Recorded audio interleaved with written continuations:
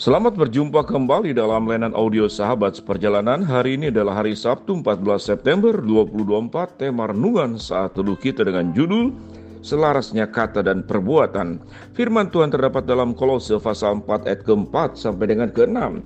Dengan demikian aku dapat menyatakannya sebagaimana seharusnya. Hiduplah dengan penuh hikmat terhadap orang-orang luar.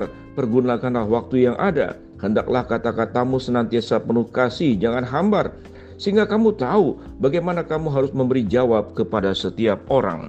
Mari kita berdoa. Bapa yang di dalam surga, kami ingin belajar, kami sebagai anak-anak Tuhan, kami hidup selaras antara kata dan perbuatan, dan itulah yang bernama integritas. Dalam nama Tuhan Yesus kami berdoa, amin. Shalom sahabat seperjalanan yang dikasihi Tuhan. Selarasnya kata dan perbuatan, kalau kita singkat dengan satu kata, yaitu integritas, yaitu kejujuran, yaitu hidup apa adanya. Tinggal dipilih kalimat mana yang kita akan ambil. Kalau diambil tentang kata yang disebut dengan integritas adalah kecocokan. Kalau dikatakan kecocokan, yaitu kata dan perbuatan, penampilan luar dan isi dalamnya, itu namanya integritas. Kalau kita berikan perumpamaan dan ilustrasi yang sederhana, kalau kita melihat sebuah iklan yang ada di gambar, dan gambar itu sedemikian menarik dari warnanya, dari bentuknya, dari ukurannya, lalu kemudian kita membeli barang tersebut. Setelah kita buka kemasannya, ternyata apa yang ada di dalamnya dengan apa yang ada di iklan dan di gambar itu tidak sama. Yang digambar jauh lebih indah, ukurannya lebih besar, lebih komplit. Tetapi setelah melihat yang sesungguhnya, ternyata tidak demikian. Demikian juga kalau kita melihat di dalam dunia sosial. Kita menggunakan handphone, lalu kita melihat kita bisa membuat wajah kita yang tua jadi muda, wajah kita yang keriput jadi kelihatan bening dan kinclong. Lalu kemudian banyak aspek yang bisa dibuat menjadi sedemikian indah. Itu artinya saudara, itu seni, itu art. Untuk menyenangkan hati kita, untuk memperindah. Tetapi kalau itu adalah sebuah kenyataan hidup, ternyata apa yang ditampilkan di dalam bentuk iklan, di dalam bentuk penampilan luar, itu tidak selaras dengan apa yang ada di dalam isinya. Lalu kita sebagai pihak yang menerimanya, apa respon dan reaksi kita? Kita rasa dibohongi, kita rasa ditipu, kita rasa dimanfaatkan, dan berbagai macam perasaan negatif yang lainnya. Bagi yang melakukan mungkin senang-senang saja, tetapi pihak yang menjadi akibat dan dampaknya itu adalah sesuatu yang tidak menyenangkan, sesuatu yang merasa perasaan ditipu. Sahabat seperjalanan, kalau kita merasa hidup ini ditipu, hidup ini kemudian dibohongi dan diperlakukan tidak jujur, apa rasanya? Tentu kita rasa dipermainkan, kita rasa itu ditipu, dibohongi, lalu dirugikan. Itu yang disebut dengan integritas, itu yang disebut antara kata dan perbuatan itu perlu selaras. Apa yang Rasul Paulus katakan kepada jemaat di Tesalonika? Dengan demikian, aku dapat menyatakannya sebagaimana seharusnya. Jadi hidup itu harus seharusnya. Apa seharusnya? Apa yang di luar dan apa yang di dalam. Itu harus sama. Berkata-kata itu mudah, energinya ringan. Bisa ribuan kata kita keluarkan. Tapi melakukan tindakan itu berat. Melakukan tindakan itu butuh komitmen. Melakukan tindakan itu butuh karakter. Melakukan tindakan itu butuh sebuah kejujuran. Hidup di dalam kebenaran, keselarasan. Dan firman Tuhan berkata, hiduplah dengan penuh hikmat terhadap orang-orang luar. Pergunakanlah waktu yang ada. Hendaklah kata-katamu senantiasa penuh kasih, jangan hambar. Sehingga kamu tahu bagaimana kamu memberi jawab kepada setiap orang. Kita lihat, sehingga kamu tahu memberi jawab kepada setiap orang.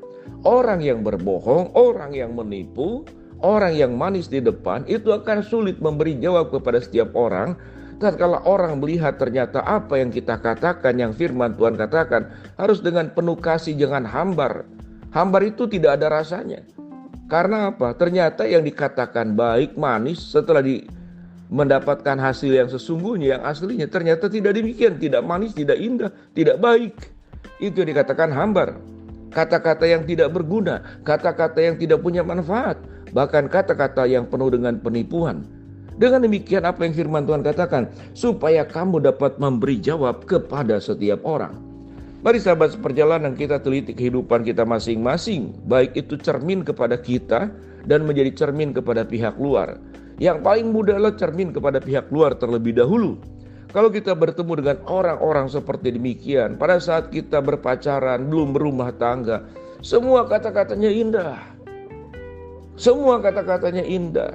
Dalam sebuah katakanlah puisi yang sangat kuno, gunung yang tinggi akan kudaki, lautan yang dalam akan kuseberangi, samudra yang luas akan kuselami, samudra yang luas itu akan kulalui.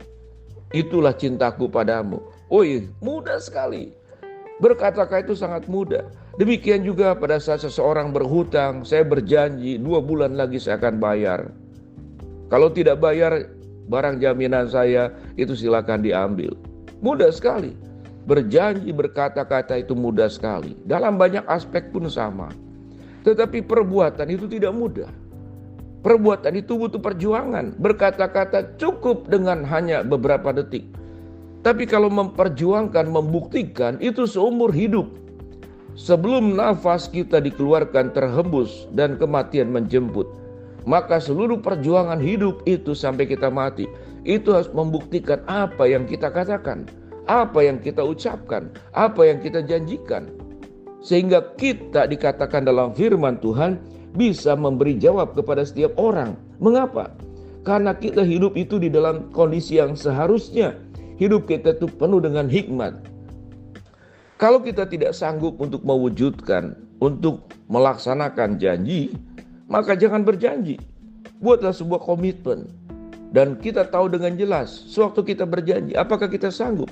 Apakah kita punya komitmen? Apakah kita punya kesungguhan? Apakah kita mau bekerja keras untuk mewujudkannya? Apakah kita akan menjaga kepercayaan yang sudah diberikan kepada orang lain itu dengan sebaik-baiknya? Kalau usaha sudah maksimal, kemudian tidak mencapai kepada apa yang dijanjikan, maka jangan berjanji berlebihan. Jangan berkata-kata terlalu manis. Jangan memberikan sebuah kesan pesona yang pada akhirnya waktu dibuktikan tidak sesuai dengan apa yang kita katakan. Sahabat seperjalanan, kalau kita sebagai anak-anak Tuhan ingin menjadi terang, maka hiduplah antara kata dan perbuatan itu di dalam keselarasan. Perbuatan kegelapan itu adalah apa yang diucapkan, apa yang dibuktikan, apa yang dijalani itu tidak selaras. Sahabat seperjalanan, mungkin para ibu, para kaum wanita, tatkala melihat pakaian, karena pernah saya membeli pakaian di online. Saya lihat itu sedemikian indah, karena itu waktu untuk Natal. Pakaian itu demikian indah, warnanya cerah. Lalu setelah sampai dibuka, saudara-saudara, sahabat seperjalanan, tidak secerah itu. Yang tadinya merah yang bagus sekali, ternyata ini merah yang sepertinya sudah lusuh. Lalu kemudian berbau lagi. Jadi tidak tahu sudah berapa lama itu di gudang lalu kemudian dijual. Sahabat seperjalanan, itu mengecewakan. Jadi ingat baik-baik. Perbuatan kita itu harus lebih indah daripada kata-kata kita. Perbuatan kita itu harus jauh lebih ke depan daripada ucapan kita. Biarlah kita menjadi orang yang antara kata dan perbuatan itu selaras.